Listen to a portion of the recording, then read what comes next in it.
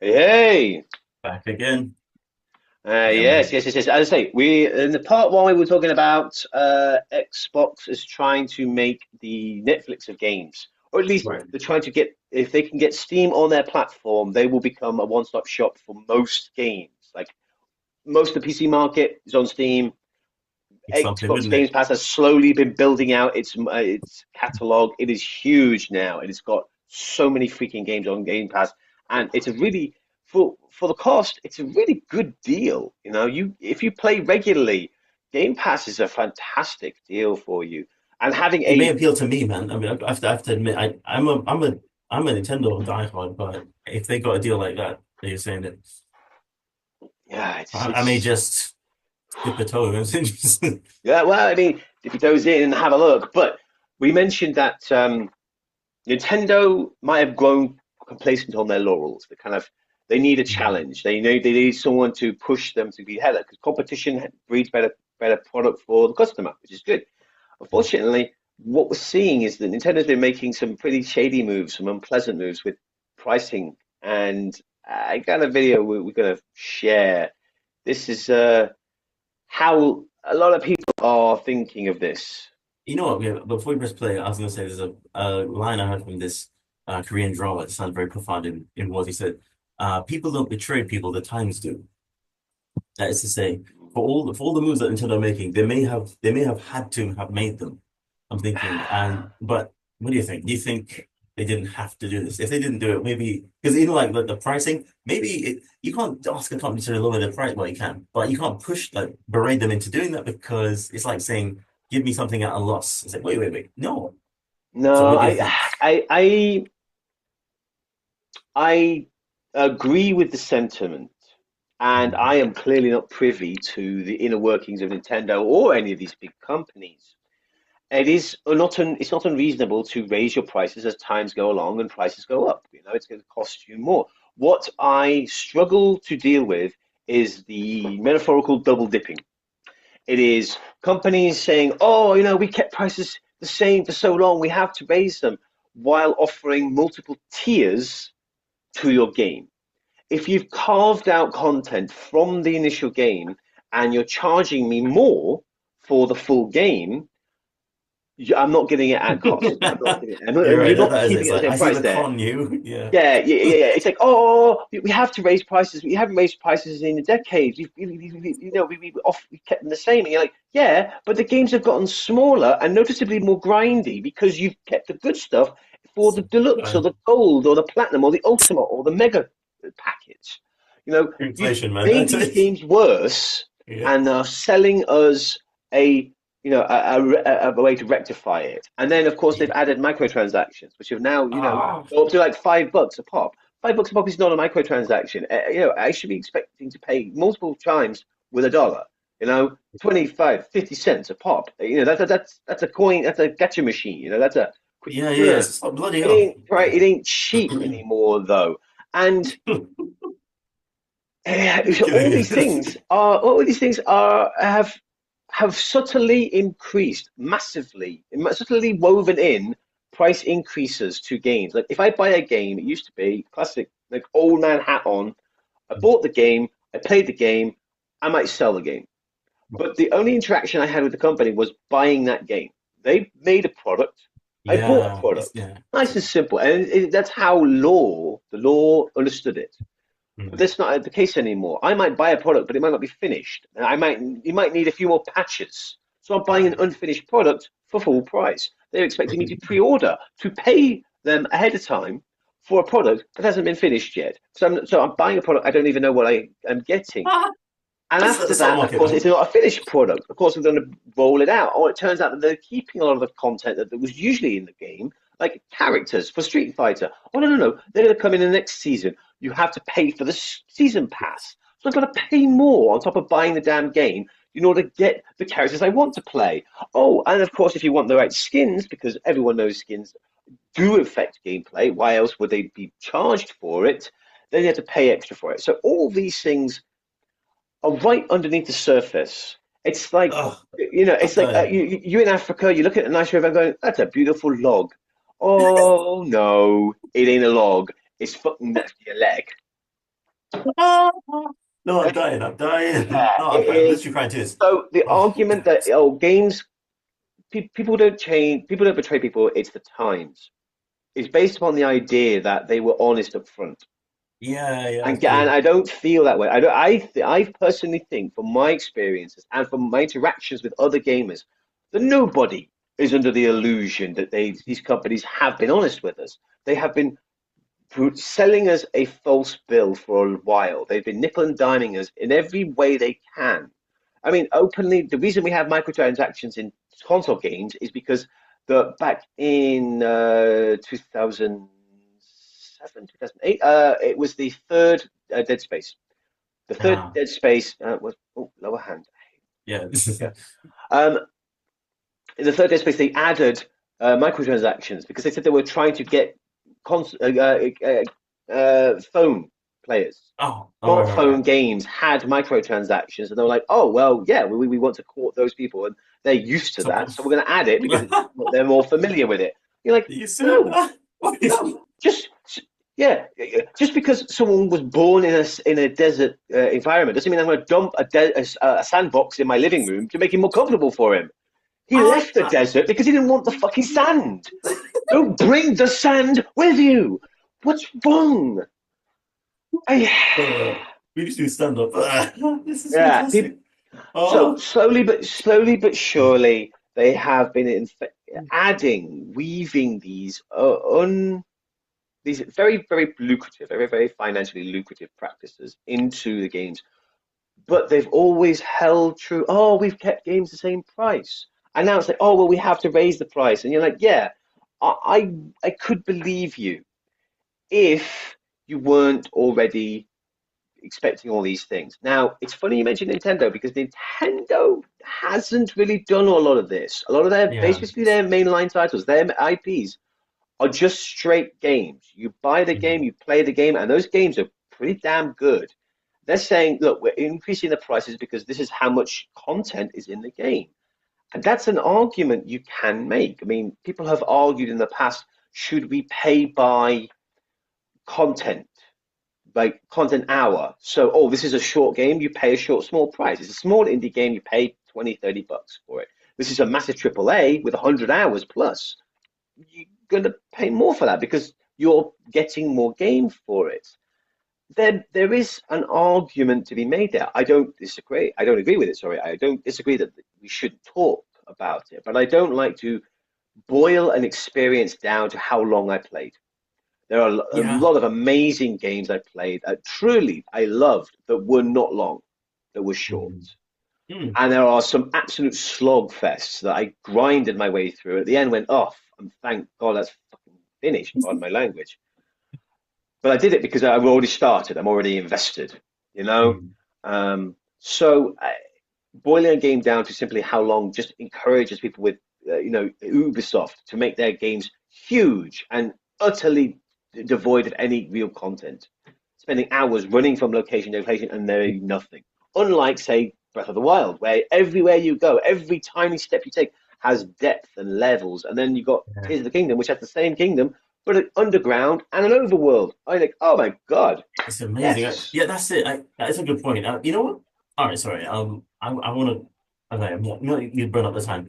Say that video, and then I'll see if it will impact my next Yeah, comments. so this is funny because this guy's he's equating the cost increase in an interesting way, and I wanted to bring it up because we were talking about the cost increase and about how if Xbox was going to be Netflix, then Nintendo with Disney with IPs, but he's got a different take on it. So share, okay, this is the one we were looking at before. Xbox games are now $80. Okay. We at Xbox are announcing that we are increasing the prices of all of our consoles, including the Xbox Series X, which will now cost $600. I can't believe what I'm hearing. I don't know you anymore. Xbox, you're breaking my heart. You're going down a path I can't follow. Because of the console prices. Because of what you've done, what you plan to do. $80 for new games in 2025? That's ridiculous. Stop. Stop now. Come back. I've glazed you more than any other creator. Gold. Pleased. You are fulfilling your destiny. Lord Xbox, join me on the dark side of gaming. Thank you, my Yep. master. You are the chosen one! It was said that you would destroy Nintendo, not join them! Bring balance to the gaming industry, not leave it in darkness! You were my brother, Xbox. I loved you! So he's he's equating the fact that Nintendo were the first to come out and say it. Like they're the ones who are going to raise the prices. And now Xbox is immediately jumping suit because if Nintendo can do it, everybody can do it. We said this. You said this. You said this often. And yeah, Yeah. and this happened. If they can get away with it. I mean, if PlayStation does something shady, people push back. If Xbox does something shady, people push back. But if Nintendo do it, well, we grew up with them, you know? We've got Yeah. such a bond with them. It's such an emotional connection, and they can capitalize on that. Just Bloody hell. like Disney.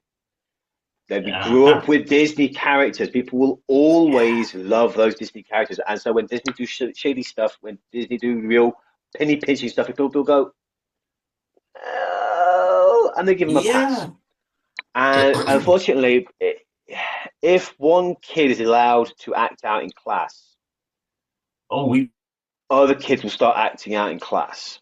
know. Yeah, we And know yeah, very we much. we So we know have you been in a this. You situation you where have to nip that in the I've been in bud. this class? Yeah, yeah. It's true. And You know, now it's funny. it's the norm. Yeah, It's going to you've be the probably norm been in now. this. Yeah, I'm sorry, I was going to say probably been in this situation, and people, this is what we as teachers know. If you teach young kids like preschoolers, so like up to age 5 and what have you, have you if you ever drop something, it could be a flashcard or something. No, sorry, excuse me. If they ever drop something from their desk onto the floor, give me an eraser or something, and you pick it up for them, immediately another kid wants to throw theirs on the floor just so you can pick it up. I'm like, huh? What are you doing that for? So I'm like, wow. This is why the teachers around us always say, don't do that. Let make them clean up after themselves. People have to take responsibility for their own messes, if you will. Or it's like, or if for those of you who can't relate, if you've seen Spirited Away, remember in Chihiro, she helped that enchanted suit carry the coal into the furnace, and then all the other soot piles said, "Oh, we take mine too, and they take mine too," and it just became a frenzy. And this is what happened. So Nintendo's supposed to be the one that is, yeah, acting like Disney right now. I've got friends right now who are not very big on the Disney company, but they have to take their kids to Disneyland twice because they're like, hey, Exactly. but it's Disney. Because Disney have the characters. Disney have the stories that people want, and I will always go back to Nintendo.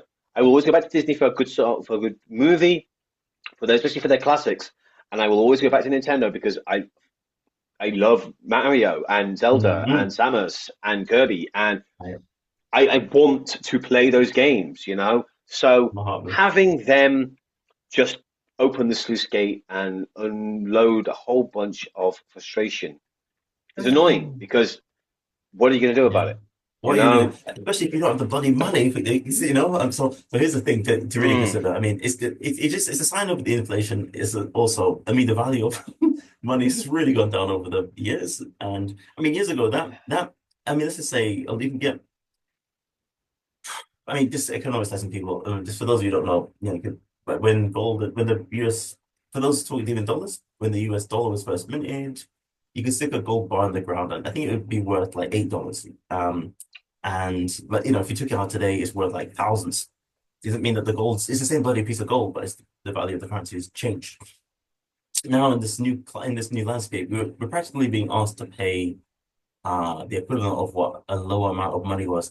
Sometimes people get freaked out by the numbers, but at the same time, if we don't have the numbers, if we don't have the money, we have license to be freaked out. So if everybody's got like a bunch of money and it's costs $8, it's like, oh, it's like a thousand rubles, or whatever. So it's like if a currency is deflated, but everybody's got a lot of it, then yeah, whatever. So I think it's also in an economics situation right now we're dealing with, as well as potential greed. Um, so what are we gonna I think do? it is. I think personally, it's a bit of a lefty, airy fairy opinion, but Yeah. as I was when I was young, I was taught to conceptualize the economy as like an ocean. It's a huge Mm. body of water with loads of rivers and tributaries going into it, and then it going out into other places. But it is the flow, it's like the water cycle. The flow of money is what we call the economy. Oh yes, you But understand very very when well. you dam off rivers, it cuts off that flow to other places. It's a You good start metaphor, collecting isn't it? bodies of water. When you start Yeah. damming up rivers, you create your own bodies of water, and that's what people are doing with hoarding. That's mate. The That's, I'm going to ever teach that since in my class. That's great. it's a very simple analogy for a very complex issue, Yeah. but it in the 50s, after the Second World War, in the 50s and 60s, the personal tax rate was enormously high. It was like 50-60% for people earning over a certain amount of money, meaning that people who Mm. made enormous amounts of money paid huge taxes, and those taxes were used to build roads, to build infrastructure, to subsidize smaller jobs, and give a quality of uh, and to help pay people who didn't have that kind of money, people who only had a small amount of money, enough money to buy a house, start building equity. Because that's how you build wealth. You need equity. You need to have Right. an investment in something else. And those are the golden days. You know, people look back on the 50s and 60s like, oh, they're the golden days. And then from the 80s onwards, the the wages that people have been paid have gone stagnant. But the people who are above the people at the top who have made more money, they've made thousands and thousands of times more money. This is the dam, isn't And it? yeah, they're just damning the money. They are basically, you know, how hoarding is now considered a psychological issue. They're basically hoarding wealth like dragons. Yeah. It does the bus. There's a cute little video online I like where there's a king telling a knight, yeah, you must serve the realm, you must kill dragons. He goes, well, what the dragons do? Why do we have to kill them? He goes, they hoard wealth and they lord it over the smalls. So the knight pulls out his Oh. sword, and I think it's a representative of the time because the cost of living is going up through no fault of any one particular person. You know, we had a pandemic, for damn sake, and that slowed down supply chains, which caused ripples effects, which we're still going to be feeling for decades to come. But causing ripples means that there's turbulence. It's difficult to get things done, which means things cost more to get done. And if people's wages don't go up in exchange, then No. yeah, I think the biggest sign of a problem was when a single paycheck wasn't enough to support a family. Like my grandfather's Yeah. age, one job, he worked one career, and he could afford to buy a house and raise a family. You When my father understand. was young, he could raise a family. Isn't that funny? What happened? Is it I gone? couldn't. I couldn't. I Yeah, couldn't. right now, look, Yeah, bro, I work bro. full time job. I do jobs on the side, and I could not afford to buy a house and raise a family without. We would need two. We would need multiple Something's wrong. incomes. Bro, I So told that's people a year ago, I had worked 8 jobs. I don't know if I told you, 8 bloody jobs at once. And it was burning clever. me out every day, 15 bloody hours, and all paying crap salary. And I was like, what in the God's name is going on here? And I'm like, okay, something's wrong at the source, at the top. And by the way, my game and Dan just said was right, people. If you look at the back of a penny in the UK, there's like a gate on it. I think that's like a water gate, which is like represents the merchant, right? Like mer people, mermaids. It's all about the flow. All of this Yeah, is about flow. Like yeah, what yeah, is liquid assets? What's the flow? And if you dam it up, if you come up the works, it just screws everything up. And then when you get companies like Nintendo and Microsoft here coming along with their prices, it's like they disconnect it. And it's like, what's going on? It's like because they live in a world that they don't seem to feel it. But at the same time, they have to understand that people are going to react the way they do because their wealth depends on the everyday Joe contributing to their piles. But excellent at the segue end, back into the original point. yeah, It's yeah, good. It's good that you mentioned that because I can see them expecting more money for the work they put in. AAA games have become so difficult. Legions, hundreds of workers, all working for years, and they deserve to be paid. This channel has long since stood. We stand for developers' rights. Developers are the ones who are actually in the trenches, putting the work in, making the damn game.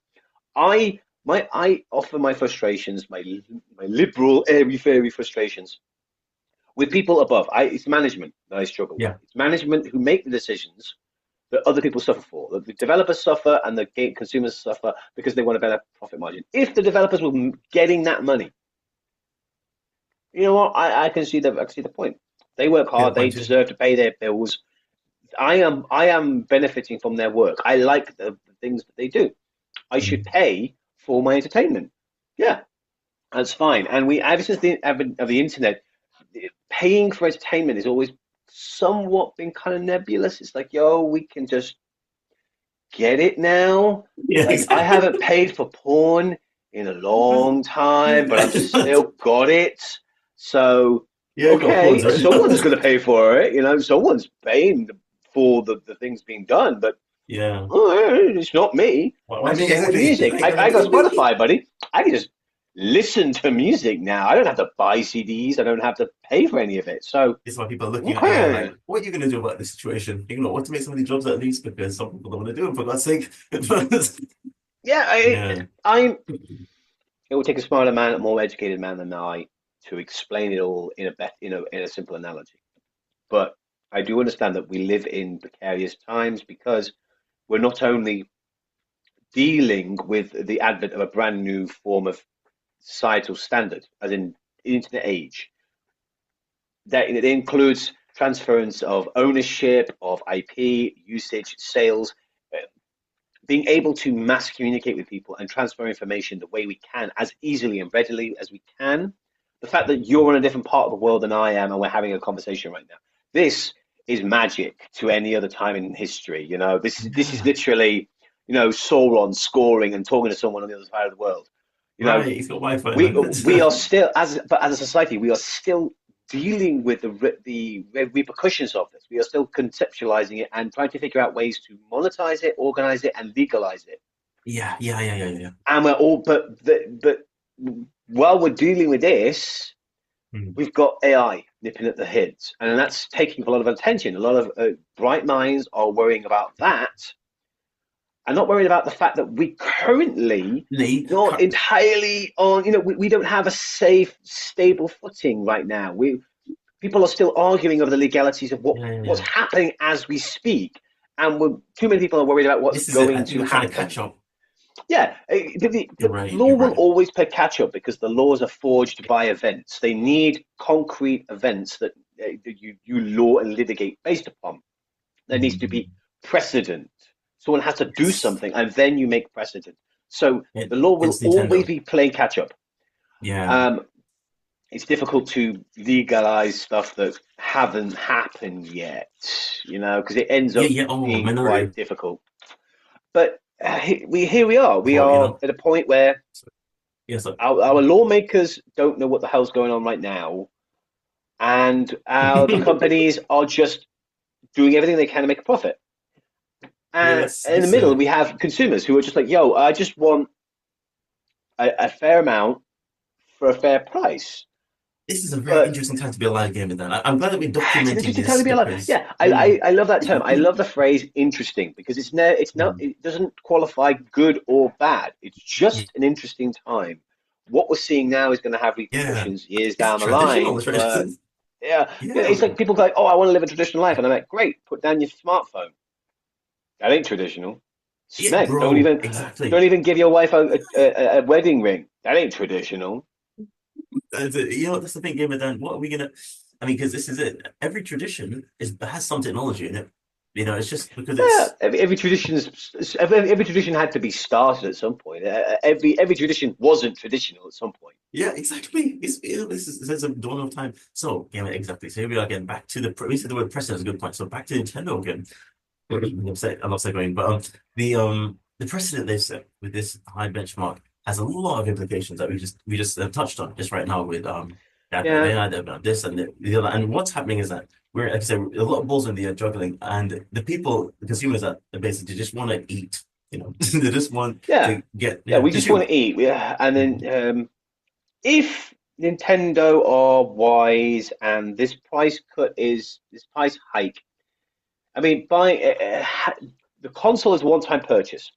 No one's Mhm. buying. Not many of us were buying many consoles. The fact that the Switch was so cheap, people meant that everyone had many of them. Families could buy many Switches, so the whole house, everyone had their own. But now it's going to be one per family, I think, for the time being.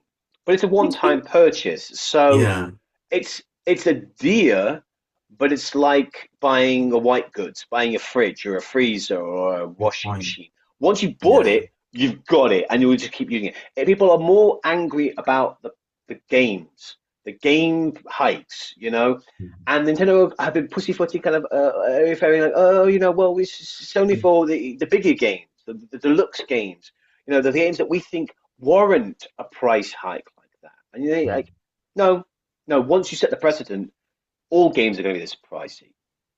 Because in the past, you didn't differentiate between remakes of games or ports of games. You just did a set price. You went, oh, it's $60 a game. Okay, for the brand new AAA, 60. For a port, 60. For a remake, 60.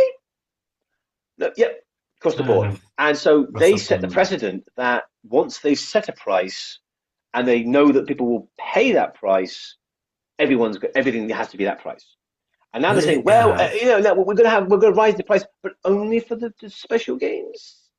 No, you've already shown us that if people are willing to buy at one price, you will charge everything for that price. And Xbox is already following suit. Their games are going up to 80, and I guarantee within a year or so, every game is up to 80, rather than just the ones that may warrant it. And I'm not saying that. I get that the world is expensive right now, and I get it's frustrating, especially for people who want to use gaming as their entertainment form. I entertain myself with games. I'm sitting, literally on my desk. I've been playing Pokemon, playing a classic Pokemon game. But there are arguments on both sides. But even Nintendo, beloved, sweet, rosy-cheeked Nintendo, has shown that they are willing to screw you for a price check, for a price tag point. This is Bowser took over the castle. Well, even last generation, you got nasty ripples. Like I bought the Metroid Prime remaster, and that was beautiful. It was fantastic, and it was amazing playing a classic game in a modern form. Loved it. But I also played ports. I played Donkey Kong Tropical Freeze, which was just a direct port. No change, no upgrade included. Same price. They've already shown their hand. Yeah, I'm thinking now, my gosh, I mean, the only thing they can do, some people are saying, well, maybe they can, you got these YouTubers saying that, oh, well, Nintendo undersold the Switch because it's so great. Now again, I haven't played it, Switch 2. From what I see is, look, I'm not saying of course it's a good console. It's just, it's just a justification of this price. Like, it's gonna when you're dealing with squeezing people for their last penny, eventually they're not going to be able to buy it. So if it will show back in their numbers when they say people aren't buying because they can't buy it. If they could, they would if they could. So that's the only thing. So all you're gonna have to do is, because what you got going on with this DLC stuff is effectively turning, and the subscription system, you've turned the game into an arcade in your house, arcade machine, and it's the only thing you'll have is saying that, hey, I got this cabinet in my house, so you can talk about it, but maybe I think there may be another way around it. First of all, Nintendo expanding their portfolio with the theme park or what have you, and the museum.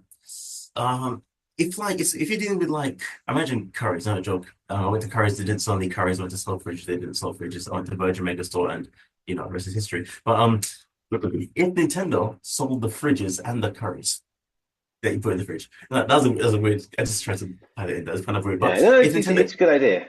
If they sold the stuff, I mean, if it's a one-time purchase for the Switch 2, but and you can only get X amount of games, but you can profit from it.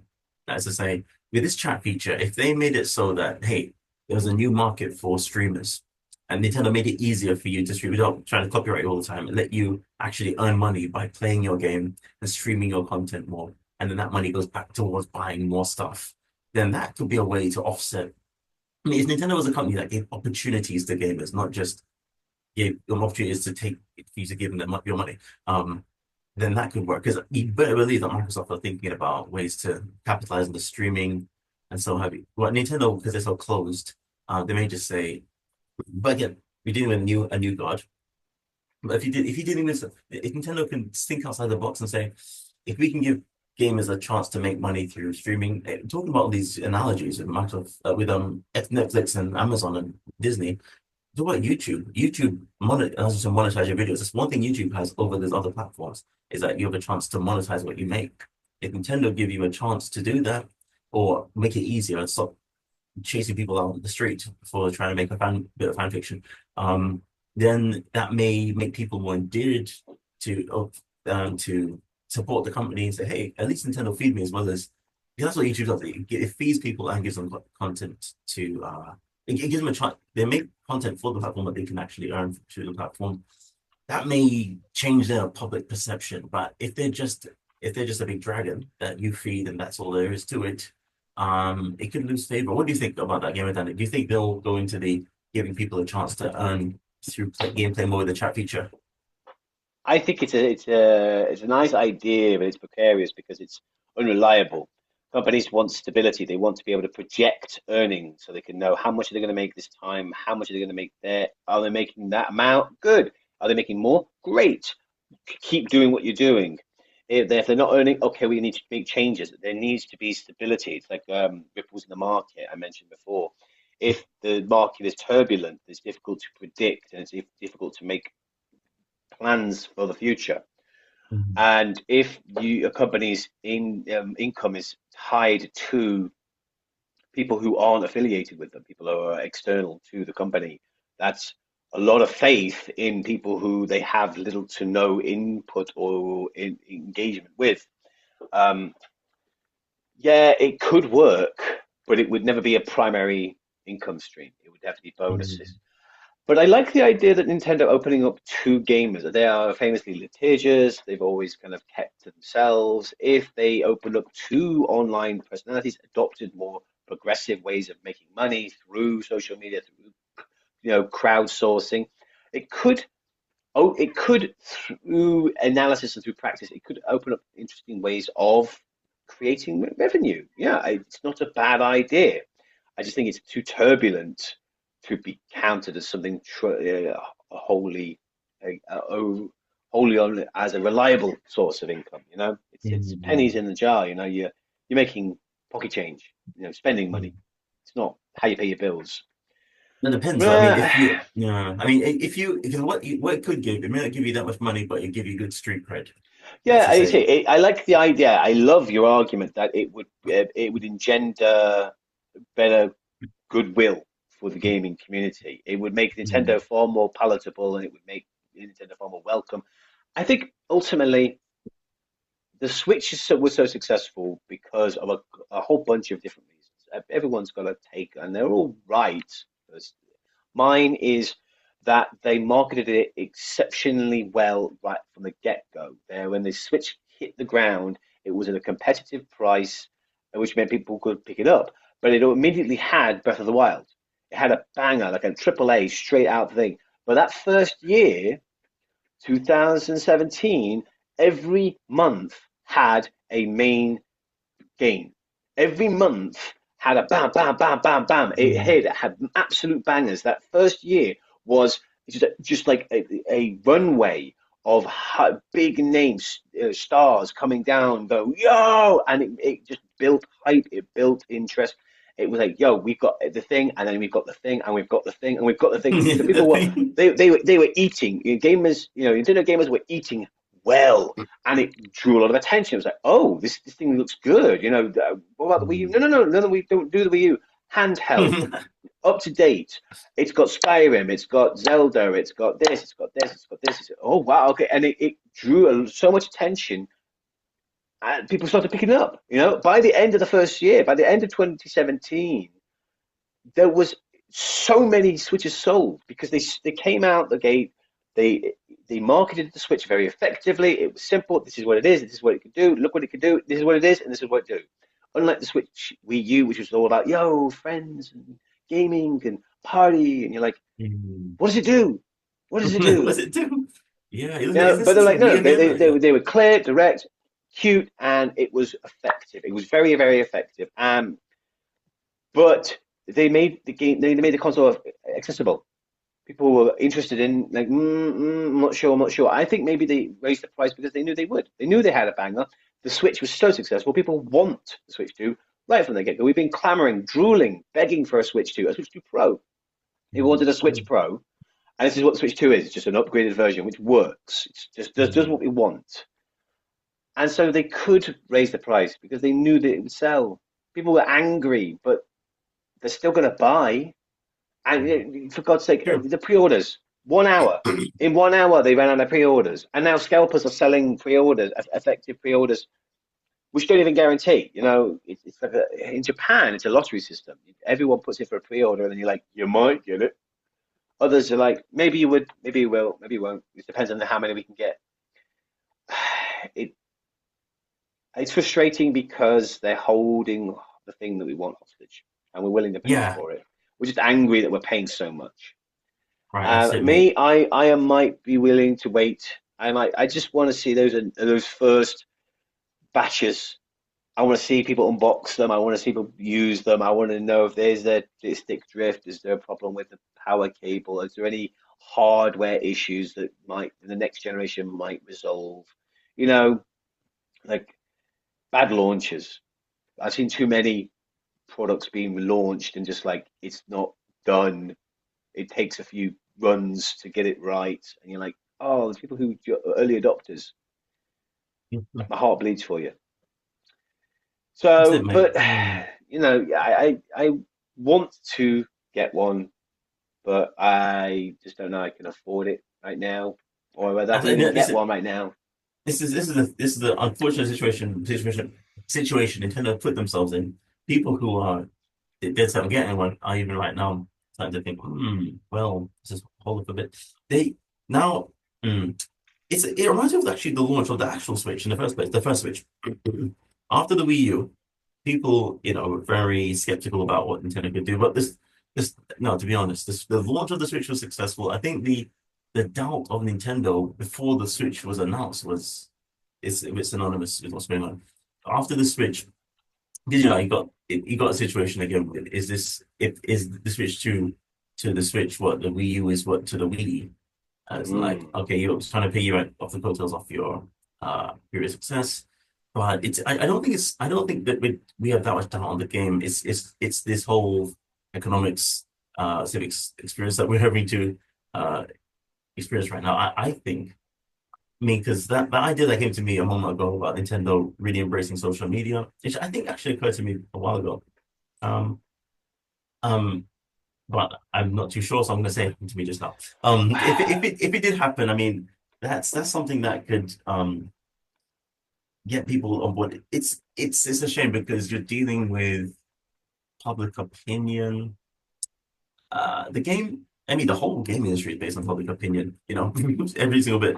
The specs and everything, that's something, but you got to get. It's terrible when you got something good that people are just trashing.